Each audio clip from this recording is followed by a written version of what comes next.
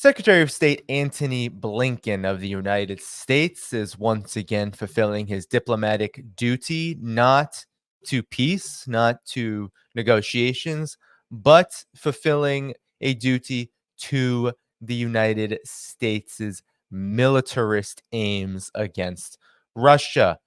The United States, Blinken, is lobbying for permissions to use U.S. weapons on Russian territory to allow Ukraine to strike Russian territory with U.S. weapons. Here is the story, which was first reported in the New York Times, but this is from RT, which gives a bit of a more brief synopsis. The U.S. top U.S. diplomat wants Ukraine to be given permission to use American weapons beyond its borders.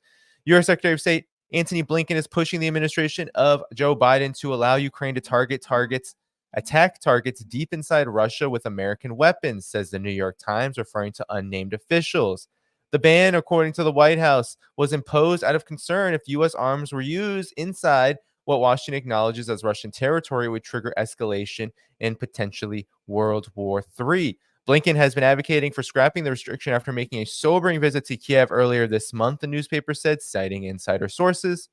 Ukrainian officials have claimed that being able to target Russian forces across the border with American weapons that being unable to target Russian forces with American weapons led to the failure of its troops to prevent recent Russian advances in Kharkov, which is actually completely and utter nonsense. If you watch some of those videos, let's say in the Volchansk area, you will see literally Russian troops just walking in. That doesn't have anything to do with weapons. That has to do with the fact that Ukraine did not have any of its defenses prepared. They're haphazardly prepared. It's likely to do, of course, weapons have some to do with it, but it's likely to do also with the fact that the Ukrainian army, the military, has been effectively destroyed in many cases. They are desperate for manpower. When you don't have manpower, how do you even set up defenses? So Russian President Vladimir Putin has said that the offensive in Kharkov is a response to months of Ukrainian artillery and drone attacks on Russia's Belgorod region, that a buffer zone is required to deprive Kiev of the capability to make such strikes. The New York Times said that Ukrainian weapons don't pack the power and speed of American weapons. So Kiev has launched a lobbying campaign on Capitol Hill to pressure the White House, and it's obviously working. A group of representatives signed a letter to Secretary of Defense Lloyd Austin on Monday calling for the Ukrainian request to be granted. You also have Senator McCall, Lindsey Graham. We can go on and on and on, but that's what's happening. Blinken, like the good diplomat he is advocating for these strikes. Now, here's friend of the show, Scott Ritter, talking about on Sputnik. He's talking about the consequences. What does this all mean from the perspective of Russia? And how dangerous really is this? Here we go. What Tony Blinken is talking about is overtly authorizing Ukraine to carry out actions against quote unquote old Russia. But the United States has already green-lighted Ukraine to do this. The CIA, the Central Intelligence Agency, has been working with Ukrainian intelligence and with Russian opposition forces to take the fight into old Russia. This is done under a specific U.S. law that allows for covert action, so it's non-reportable to the American people, and it doesn't have to be reported to a certain extent to the United States Congress. But it's taking place. Ukraine is already attacking critical energy facilities inside Russia, oil tanks, petroleum depots. This is taking place. It's just that it's not taking place with State Department or Department of Defense connivance. It's taking place with the assistance, the facilitation of the Central Intelligence Agency, a covert war. All Tony Blinken is now talking about is taking this covert war and making it an overt war. Why is he doing this? Domestic American politics. It will have no impact on the battlefield. But what it does is allow the Biden administration to posture itself as doing something discernible to address the Russian successes, the successful offensive in north of Kharkov, the continuing successful offensives in eastern Ukraine and in Novorossiya. This is a political problem for the Biden administration. Antony Blinken's trying to come up with a political solution, but it's short sighted. It won't resolve the military problems that are being confronted by the Ukrainians. What it will do is create the dangerous potential for the kind of escalation that the Biden administration has been assiduously seeking to avoid, escalation that would lead to a direct confrontation between Russia, the United States, and NATO, an escalation that could see this conflict move away from conventional war into the possibility, indeed probability, of nuclear conflict. So that's Scott Ritter. That is, I mean, that is the ultimate consequence here, is that this conflict in Ukraine is moving into a kind of nuclear dimension. That was the fear from the very beginning for those who had genuine concerns about what NATO and what Ukraine was doing for many, many years, moving up along the border, flirting with NATO membership, training Ukrainian forces for this kind of war, which Russia felt it needed to wage in order to liberate Donbass and, of course, to protect its own sovereignty in the process. But the consequences are already bearing fruit. While this has, I agree with Scott, this has no bearing on what happens on the battlefield, it does have bearing on what happens in the war overall. Earlier in May, we had Russia um, declare that it was going to begin nuclear drills with its tactical nuclear weapons in response already to a flurry of threats, especially from France, talking about NATO troops going to Ukraine. But early in May, there was already a Russian response in the nuclear direction, because it has acknowledged, and as you'll see here, the Russia's defense ministry is openly stating that these drills are in direct response to these kind of provocations, which Blinken is trying to push forward at the official level. Here we go. Has ordered exercises using non-strategic nuclear weapons in the face of provocative statements and threats by Western officials. The Russian Defense Ministry says the General Staff has begun preparations for the drills, and they soon will be held, involving the aerospace and naval forces. During the drills, a set of measures will be carried out to practice issues of preparation and use of non-strategic nuclear weapons. The exercise is aimed at maintaining the readiness of personnel and equipment of units of combat use of non-strategic nuclear weapons for response, and to unconditionally ensure the territorial integrity and sovereignty of the Russian state in response to provocative statements and threats by certain Western officials against Russia. So I just wanted to play that because that was earlier in May. Now, these drills have started. Okay, so they said the drills would occur sometime in the future. That future is now. So here is a video of those drills starting. And I'm just going to put this on so you can see. Okay, so there you see Russia preparing the way.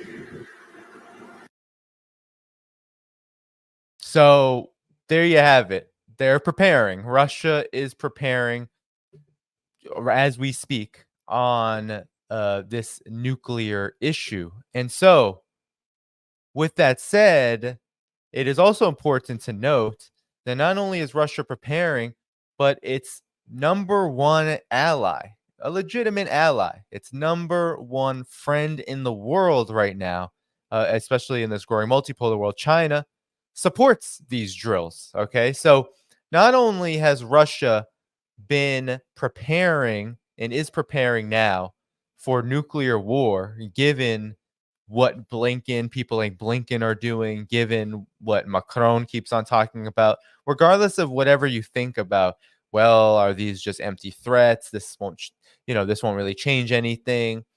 Russia has known that the overall sum of US and NATO policy toward it is heading in this direction. And here we have a key report in China's Global Times, talking about how, and these experts are actually military experts in China, talking about how that these are aimed at effective deterrence against NATO. And here's what they had to say. Russia's forces launched the first stage of tactical nuclear drills. This was earlier in May. This was May 21st, which serves as a response to some provocative statements made by Western officials, according to Russian media. Some Chinese experts said on Wednesday the purpose of the drills is not actual combat for effective deterrence, ensuring the U.S. and NATO do not act impulsively.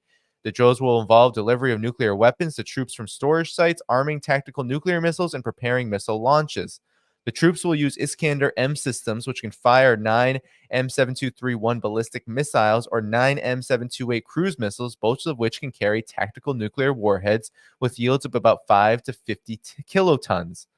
The exercise will also involve nuclear arming of air-launched missiles, including state-of-the-art hypersonic Kinjal.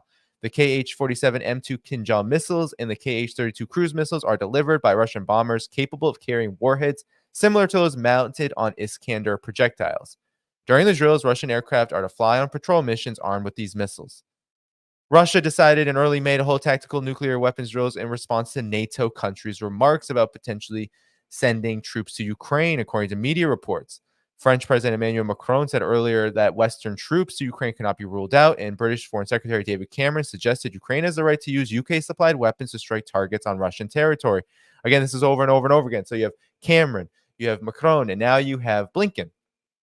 Meanwhile, lawmakers in the House of Representatives passed the bill. So here we have the military experts. Tactical nuclear drills are mainly aimed at NATO and do not have direct connection with the Russia-Ukraine conflict. The U.S. and NATO member states have already hinted at the possibility of military intervention to some extent, said Wei Dangshu, a Beijing-based military expert and media commentator. Russia's tactical nuclear exercises are mainly to demonstrate strength and power, such as rapid deployment, capability of tactical nuclear weapons, as the U.S.-led NATO military alliance is currently exerting tremendous pressure on Russia. Moreover, the U.S. has been engaging in nuclear activities, including conducting subcritical nuclear tests and continuously demonstrating its nuclear capabilities within the framework of NATO exercises. Therefore, Russia needs to be prepared at the tactical nuclear weapons level to deter and counterbalance NATO. So there you have it, China, right? They're saying that this is necessary. There is no rejection here. There's no condemnation. China is a huge proponent of denuclearization, a huge proponent. But here you have China openly saying through its media that this is justified. What Blinken, what Cameron, what Macron, what they're all doing is playing with fire around nuclear war. Now, if you don't understand Russia's perspective and you live in the collective West, that is no surprise. If you don't agree with Russia's perspective, of course, that's a political disagreement. And what can we say about that? But at the same time, we have to understand that if you're not placing emphasis on what the United States and NATO are doing and constantly saying, oh, you're just whatabouting Russia's behavior, then you're not really paying attention. Just look at this. And then these are the people that Russia are incredibly concerned about. These are the people driving U.S. foreign policy. Here you have in the Hill on the national security section an op-ed by Jonathan Sweet and Mark Toth, who Mark Toth is his partner in crime and writing. Jonathan Sweet is the real kind of a person we should be paying attention to in a report like this. Biden is losing World War III, it says. I just want to read before I tell you who Mr. Sweet is, what it says, because this is exactly what Russia is very concerned about. Okay, they're concerned about the fact that the United States and NATO do not have the restraint necessary to prevent a nuclear conflict from coming out. They will be the ones to drive this. So Russia is preparing. So here is what it says. Joe Biden has become the James Buchanan of the 21st century. Buchanan, widely considered the history's worst president, sought to mollify everyone, yet in the end pleased no one. Under his rule, the United States drifted closer to secession and civil war. More than a century and a half later, the world is devolving into a global ideological World War III. Russia, China, and their proxies are actively attacking U.S. interests. Yet Biden's national security strategy remains rooted in fighting something less than two simultaneous and overlapping major conflicts, according to the Congress Research Service report in January entitled Great Power Competition Implications for Defense. The report notes that in 2018, the Trump administration was confronted with an Obama-era decision of building a force not around the demands of two regional conflicts with rogue states, but around requirements of winning high-intensity conflict with a single top-tier competitor, a war with China over Taiwan, for instance, or a clash with Russia in the Baltic region. But in reality, our nation is being confronted with three wars: the war in Ukraine, the war in the Middle East, and the looming war over Taiwan in the South China Sea. Make that 3.5 wars if you include Africa and the Sahel, as U.S. forces abandoned Niger. So it gets better. Seemingly caught in a vice grip of the November electoral calculus, Biden is refusing to even acknowledge we're already in World War III, let alone take necessary measures to win it. As a result, our nation's military, weapons, munitions, production capacity, and its ability to engage with the cyber warfare and disinformation emanating from Moscow and Beijing are all woefully lacking. All require an immediate remedy. We're in World War III already, and we have to remedy. The United States has to remedy all of its lack of capacity. This is what is being spread. This is what Blinken is adhering to. This idea that it is time to confront Russia, China, and Iran, because that's what they're talking about in West Asia and the Middle East. They're talking about the axis of resistance. They're talking about Iran that as the kind of the chief, the head of the axis of resistance force. So there you have it. You have World War III being actively declared. So why wouldn't Russia be preparing at this nuclear level to deter such a thing from happening? Because as big nations like Russia, like China have learned, these weapons are necessary for deterrence at all levels. But I want to now show you who Mr. Sweet is, okay? The author of this. I'm going to pull up his LinkedIn. Oh, is it not letting me? Hold on one second, okay? I need to pull up his LinkedIn if it will let me. Okay, here we go. All right, it's making me. Okay, so I'm going in to LinkedIn now. This is annoying. All right, it's not letting me go into LinkedIn.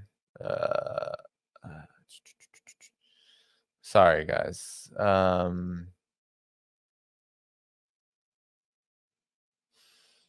So let's go. Okay.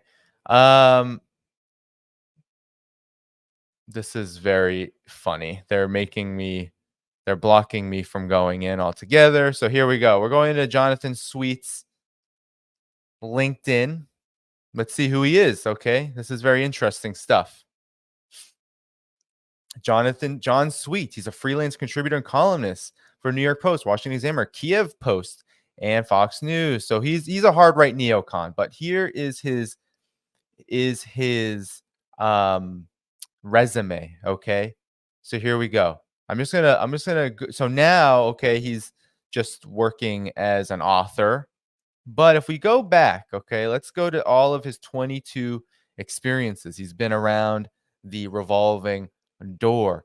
So, of course, he spent a lot of time consulting intelligence. He was in the U.S. Africa Command for a year, a part of the Combined Joint Task Force. A big role for him under Obama was ahead of the Chief of Staff of the Intelligence Director at the U.S. European Command. But let's go down now, because he was a big part of the Obama administration's as well apparatus. But here is where it gets, you'll always be able to find an Iraq connection with these neocons. Okay, so here he was at Fort Campbell, Kentucky, and then Mosul, Iraq, as Chief Analysis and Control Element in the U.S. Army 101 Airborne Division, providing intelligence, operations, exercises, contingency planning through collection management. Led 67 soldiers in the performance of intelligence, preparation on the battlefield, target development, battle damage assessment, battlefield visualizations, indications and warnings, and support to force protection. So, and then before that, he was in Bosnia-Herzegovina. Okay, so he's been around the NATO bloc. He's been around the Iraq war bloc. This is a very typical resume of a neocon militarist, now turned essentially consultant, think tanker, and author, often writing about matters of war, promoting war. And so there you have it. He is writing directly to us, saying it is time to prepare for, not only prepare for World War III, but to just to get started, because we're already in it. So if people like this, who have a huge amount of influence, let's be honest, people like Jonathan Sweet have a huge amount of influence on what the military apparatus does. They work for the revolving door. They're constantly moving from consulting to being directly within the military intelligence apparatus, to then, of course, as people like Lloyd Austin can attest, to boardrooms and to prominent positions in defense industries. So that is who is driving all of this against Russia. And now you have Antony Blinken being the good pet servant that he has been to these very kinds of voices, is now calling for something that when Macron and when David Cameron say things like this, they distance themselves from it. Now, because the situation in Kharkov is so bad for Ukraine, now because it is quite obvious that what Kharkov is a representation of is not just that Ukraine is in a bad position now, it's that the position isn't going to improve. Ukraine is not going to be able to come up with thousands of forces in a shorter period of time to correct the situation. The weapons will likely not get used. These restrictions, they say, are hampering things. But the reality is Ukraine has been hitting Belgrade for many, many, many months now, hitting civilian targets. That's already been happening. And the United States has been looking away or pretending to disapprove, even if they've even gone that far.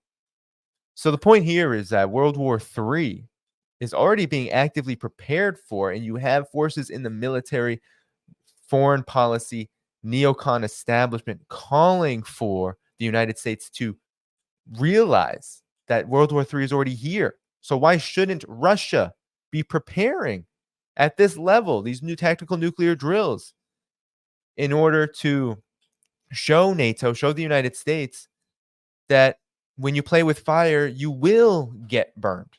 You will get burned.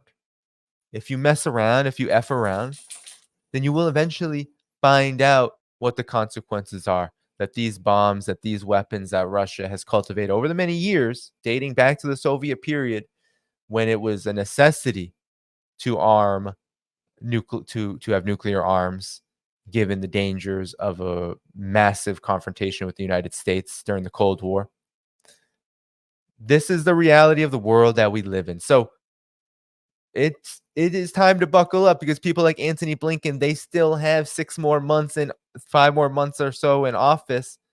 They are preparing the unthinkable, not because it's going to happen necessarily under Biden or whoever replaces him if he doesn't win, Trump, but because the overall trajectory is heading in that direction, And if we are to be quite honest, people like Jonathan Sweet, while it may not be official policy per se to say we're in World War III and it's time to get going, nonetheless, U.S. foreign policy as a whole, no matter who is running it, no matter what ideological persuasion they have, the overall goal is to contain, weaken, and destroy Russia. At least that is one of the goals. So Putin is aware. Russia is for damn sure aware. And the potential for a nuclear conflict has never been closer. Thank you for tuning in to my latest video. I appreciate all of your support. This channel, however, needs your help. I am seeking to make this channel more sustainable in the long term and upgrade necessary equipment to ensure that this work continues onward and makes progress to give you all of the geopolitical analysis that you all deserve. For that reason, I'm asking you to become a member of my Patreon community at patreon.com/DannyDhaiphong. You can find that link in the video description or in the pinned comment below. For whatever amount you choose to give, just know you are supporting independent media that you can't find anywhere else. Thank you so much, and I look forward to the next video.